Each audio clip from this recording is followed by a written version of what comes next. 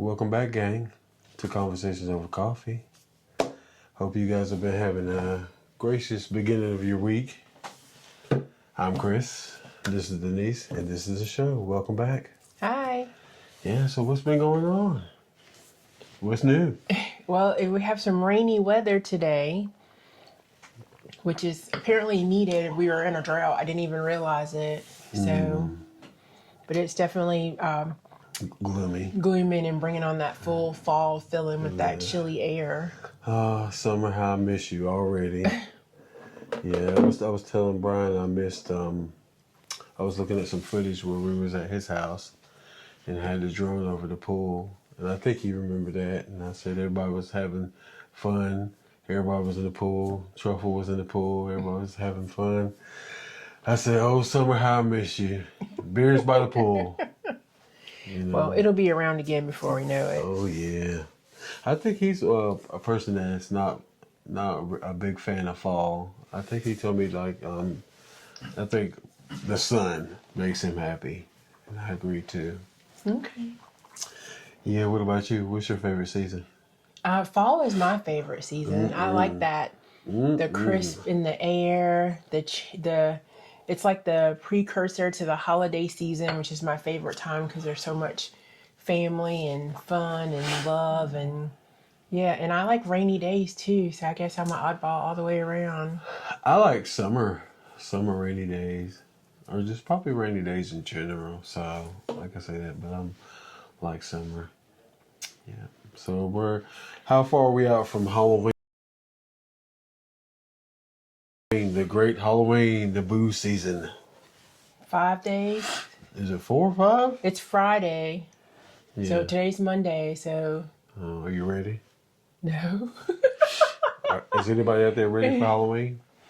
Yeah.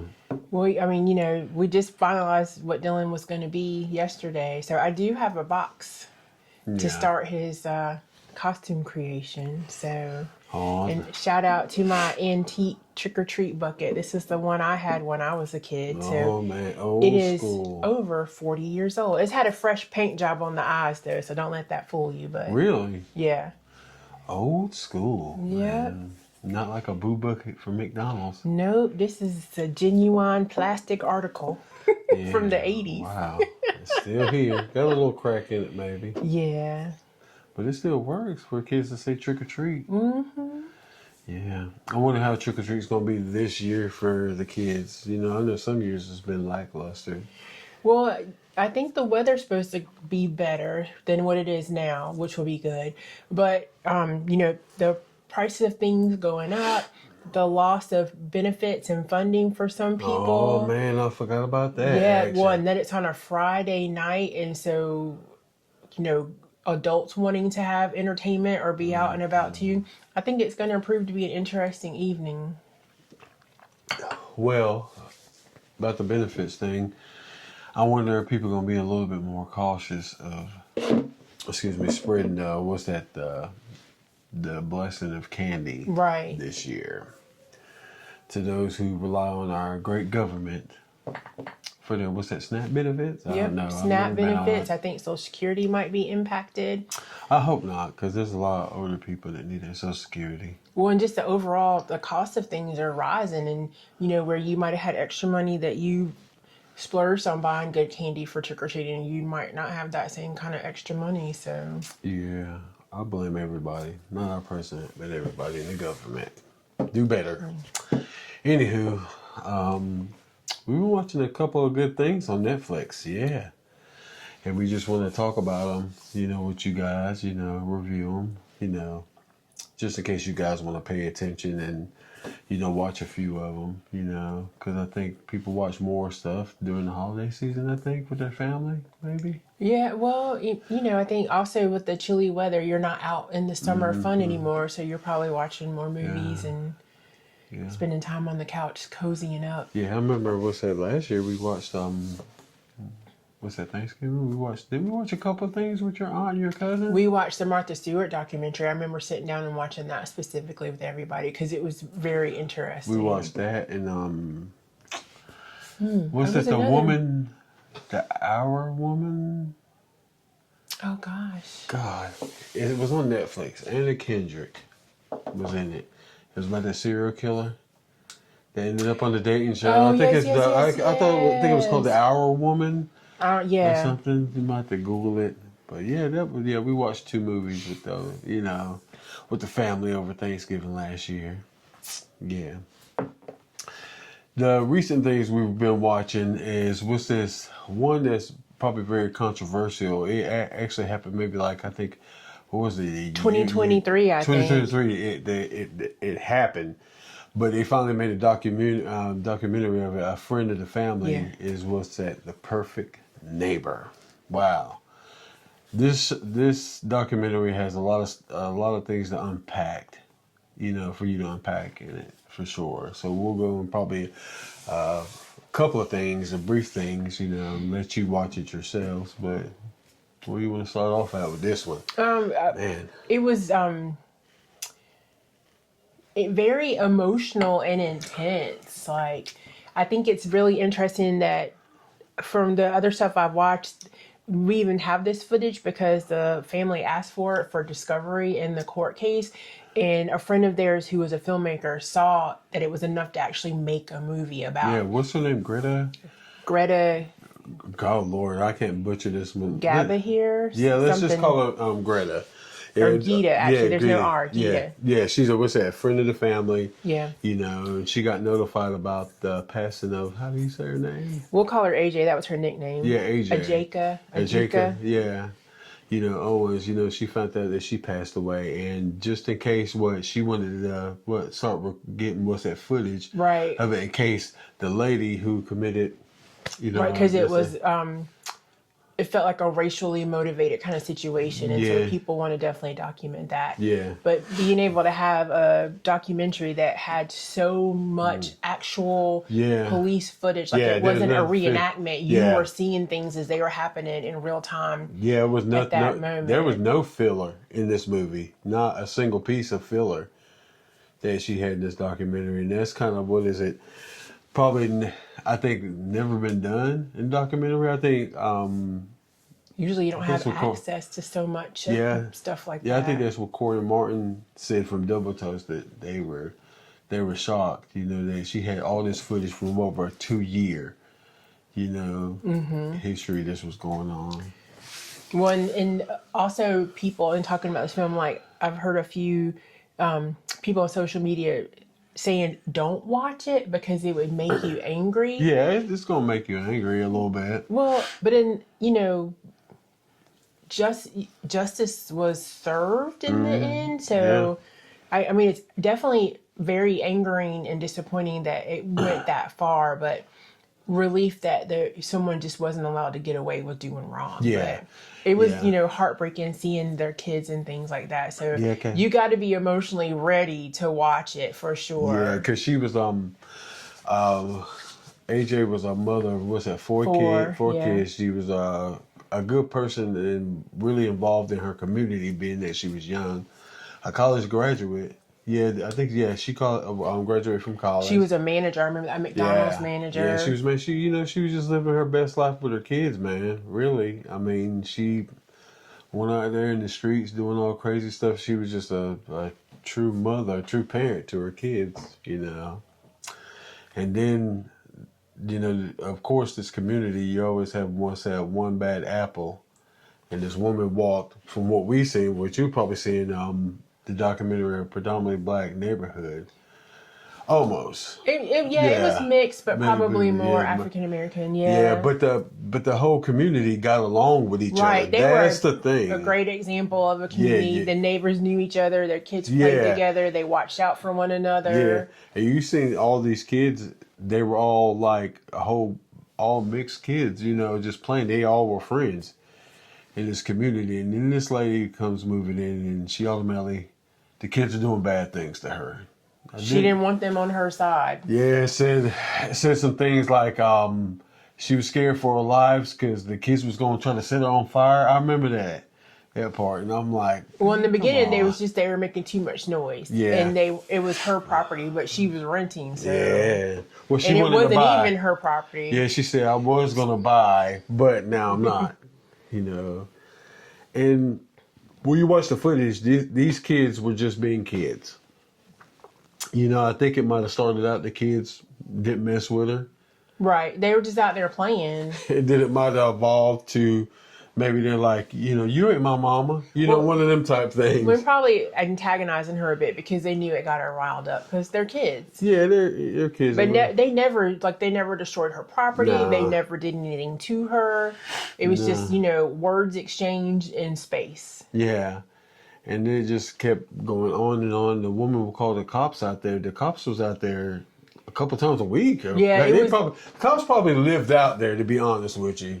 I mean, the cops were to the point where being like, y'all know she's going to call. Why don't you just do something else? You know, because that so many times, but it was like, it was a good place for them to be able to play football. And yeah. like, yeah. And a big shout out to the cops, because the cops was like, they heard the woman's side of her side of the story, but then the cops talked to the kids and found out the cops found out the kids were good kids, you know. Yeah. And it's sad to the point over this 2-year period that the cops got to physically know these kids, like to the point they were asking them about school and all this stuff, you know. And it's just like they knew, they just got used to, you know, her calling them, and you know, so.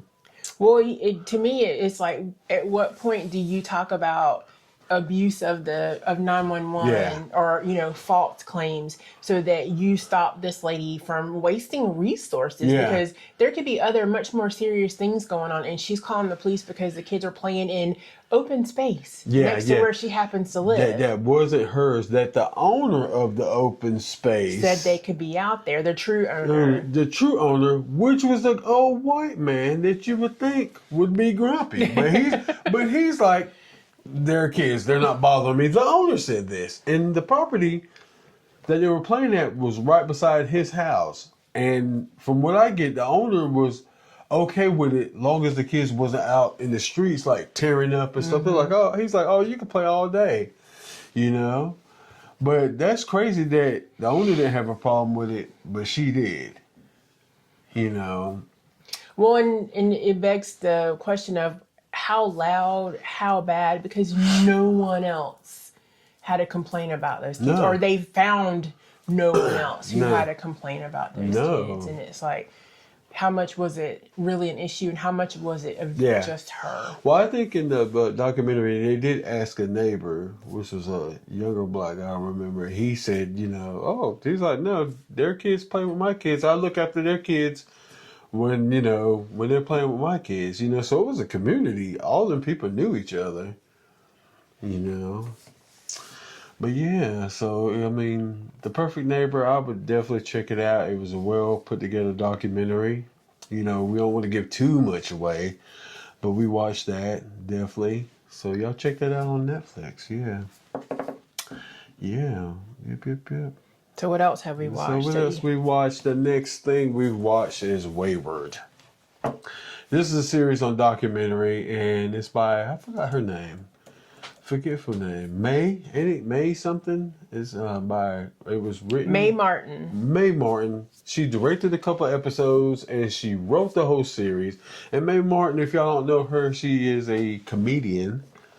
You know, a lesbian comedian. And very funny lady, very talented, but wayward. We have something to say about Wayward. I'm gonna let you start on that one. Man. It's got your girl Toni Collette in it, which we all know Toni Collette, man. I mean, she might as well be American. I don't know why they keep calling her Australian. She plays an American so great, and she's so good at a lot of things. But she's in it. Mae Martin's in it, and Mae Martin's actually in it? Yeah, Mae Martin is in it. I didn't realize that. Yeah, she was the lady. She was the main lady. Yeah. Mae Martin was the main girl, and the short hair, the white, the husband. Oh, yeah, that's Mae. Okay, look at that. Yeah, I thought you knew. Oh, that's right. Yeah, yes. Man, she gonna write a show and not put herself in it. Yeah. It didn't connect because she presented it as a male. That did not connect for me. Yeah, which Mae in this movie, this show, Wayward, she plays a. No, it's not. It's like she's playing somebody that's. They kind of, I don't know. They kind of loosely hint it that she was a transgender. Well, in the Wikipedia, or no, whatever I did, it says, yeah, Wikipedia, that she's a transgendered man. Yeah, she had the whole surgery and stuff like that. But what do you have to say about, Wayward? So it was good. It really drew me in. It was intense. I was intrigued. I wanted to see what was going to happen. But the end was kind of a womp womp for me. May, if you ever watching this, which I'm pretty sure you're not watching this channel, Maybe. you got to do better, May. That ending, and for me at the end, it just didn't.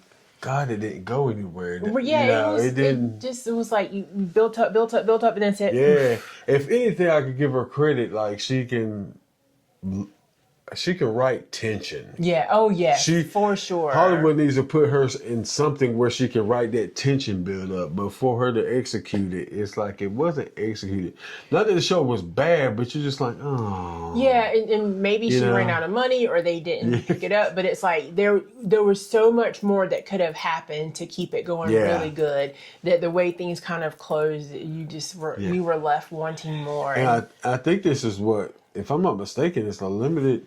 What series? The limited series. It was called a mini series somewhere else. Yeah, man. Yeah, this not a mini series. I mean, what's that limited series? We need at least 3 seasons of this show. Yeah, could do so much more with what was going on. And it's about what is Wayward about? It's about It's about a town that has a school for troubled children. Children, yeah. And it turns out that there was a lot more to it than just like the town was kind of built around the school, and there was this idea that the children who finished the school or graduated stayed in the town, and it was just, not to give too much away, but it was all very kind of menacing and sinister and cultish, and there's a whole subplot behind it that you are going to be playing the detective to find out what's going on.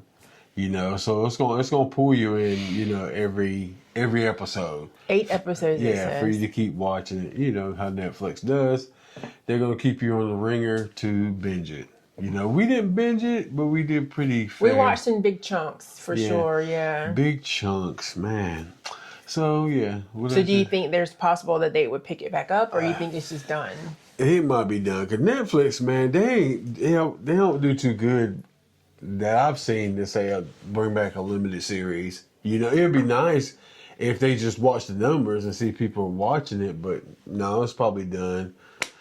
So check out Mae Martin's Wayward on Netflix. And Toni Collette, she was awesome as the supposed to be bad guy. But Toni Collette, man, she dominates. She's an underrated actress for sure. Has been. For many years, but she's a great actress too. Very much. She can play everything. Yeah, but check that out. If you guys get time, that's another one. That's another little banger on Netflix. Now we're going to switch gears over to Hulu. Womp, womp, womp. Well, I don't know about womp, womp. Man, I have to be, man, a lot of Hulu stuff, their original stuff is just not it. It has not hit for me for a while. Even around this time, they do a lot of Hulu original scary movies. And they just, man, from the beginning, they have been terrible. Yeah, so I'm saying it's just terrible. Oh, my God. I'd rather watch Hallmark movies than them. They just terrible. Goodness. And I've watched a couple of them, their Halloween movies. Hallmark or Hulu? Hulu. Okay. They're just terrible. I mean, those Hallmark Christmas movies be hitting sometimes. I mean, I don't have nothing to say about Hulu. Y'all take it how you want to take it. Your opinion is your opinion about Hulu. I just, ugh. So most recently, we watched the new Hand That Rocks the Cradle. Just terrible. In the description, it said it was reimagined.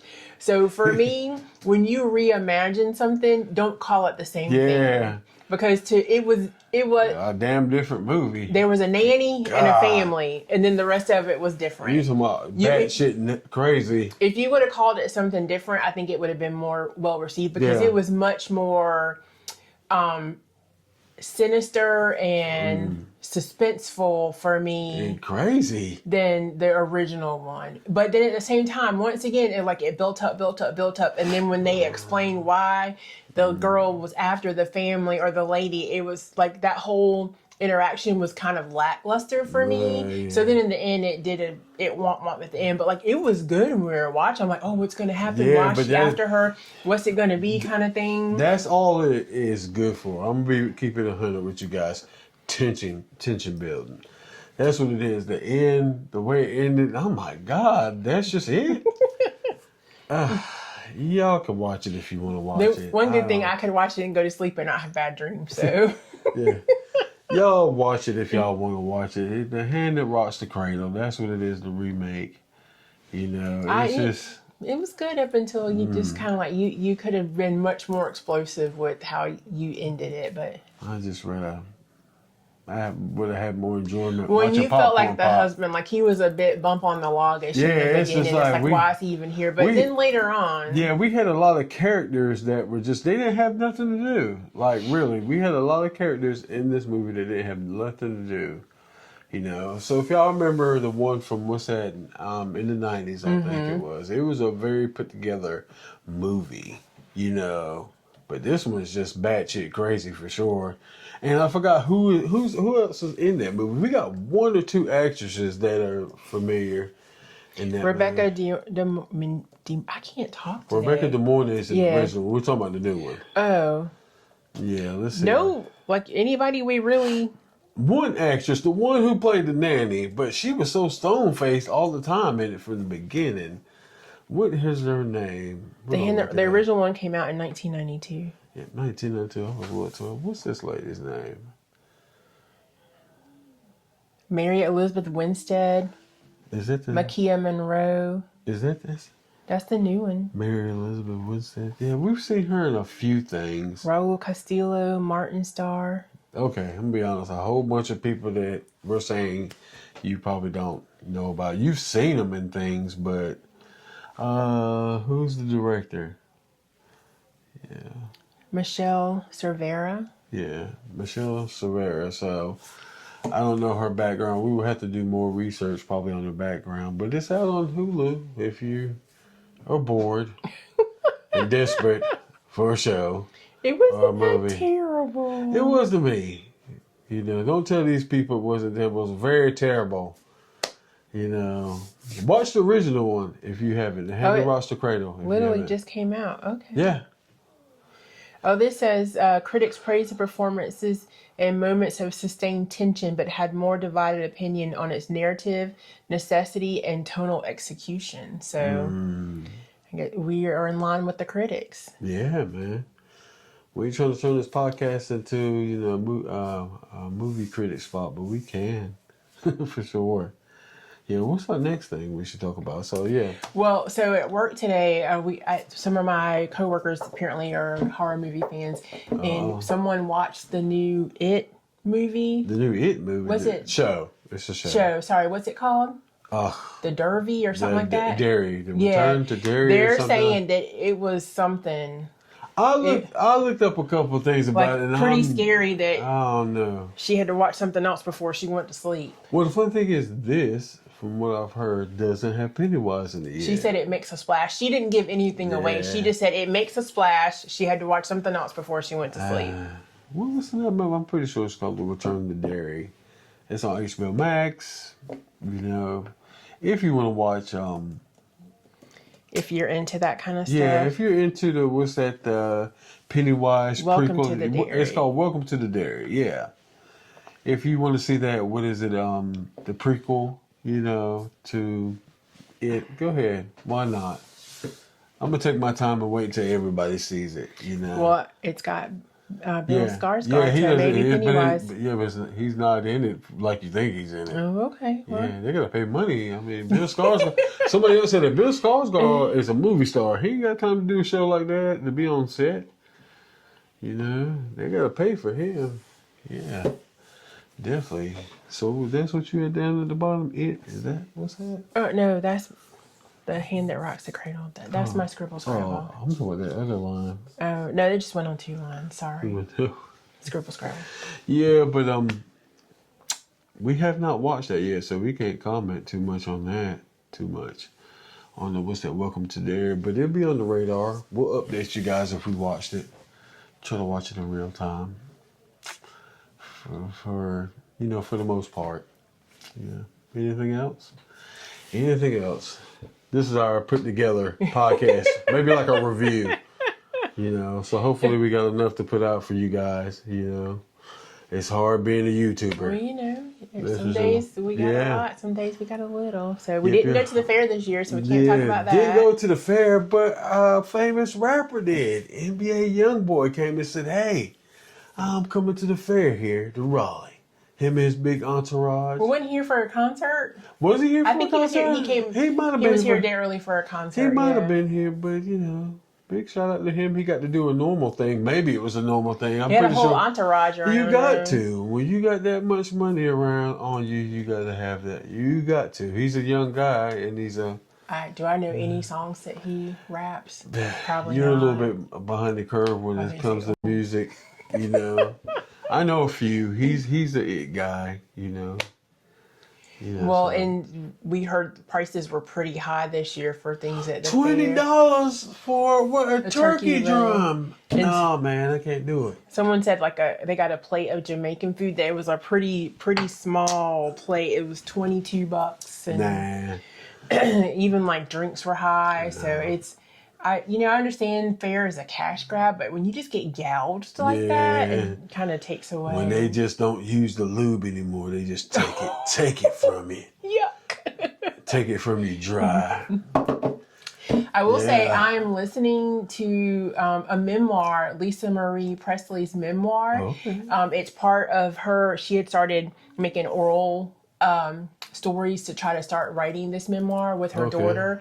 So it's a mix of some of her actual recordings. You can hear her speaking, and then her daughter wrote the book based on that. And then she's reading some too with Julia Roberts as a narrator too.